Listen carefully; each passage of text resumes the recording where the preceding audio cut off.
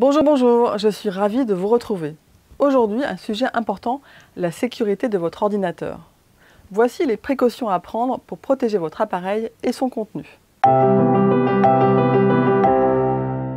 Il y a 3 grandes règles à respecter. Premièrement, mettre un code d'accès à votre ordinateur. C'est simple et cela protégera vos données en cas de vol. Vous pouvez configurer ce code dans les paramètres de l'ordinateur. Les machines les plus récentes peuvent intégrer un lecteur d'empreintes qui permet de s'identifier très facilement. Deuxième règle, installer un logiciel de protection complète. Que vous soyez sur PC ou Mac, il est impératif d'installer une solution de protection contre les attaques et de la mettre régulièrement à jour.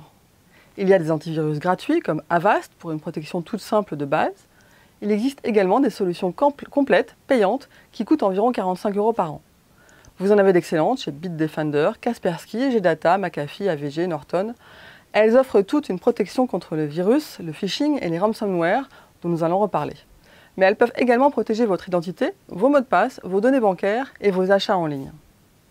Les antivirus gratuits sont globalement aussi efficaces que les payants, mais ils intègrent moins de services annexes et vous serez souvent sollicité pour passer à la version payante.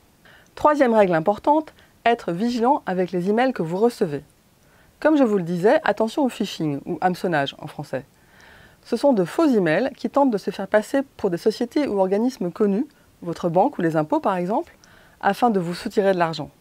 Ils vous demandent en général de mettre à jour votre carte bancaire sous peine de supprimer votre compte et vous proposent pour cela de vous connecter en cliquant sur un lien. Ne cliquez pas même si le site paraît officiel. Jamais l'un de vos prestataires ou une administration ne vous demandera de vérifier votre compte de cette façon. Autre indice, en général, l'orthographe et la tournure des phrases sont d'un niveau assez moyen et les accents sont mal retranscrits. Si vous avez un doute, contactez l'organisme ou tapez vous-même son adresse dans votre navigateur Internet afin de vous connecter à votre compte sans passer par l'email reçu. Une autre menace existe, la demande de rançon. Vous recevez un email vous menaçant de révéler à tout votre carnet d'adresses des informations confidentielles ou encore de bloquer complètement votre ordinateur. Pas de panique, c'est souvent du bluff. Sauvegardez votre ordinateur si ce n'est pas déjà fait et changez vos principaux mots de passe. Vous pouvez même éviter d'allumer votre ordinateur pendant quelques jours si besoin et continuer à consulter vos emails sur tablette ou sur smartphone.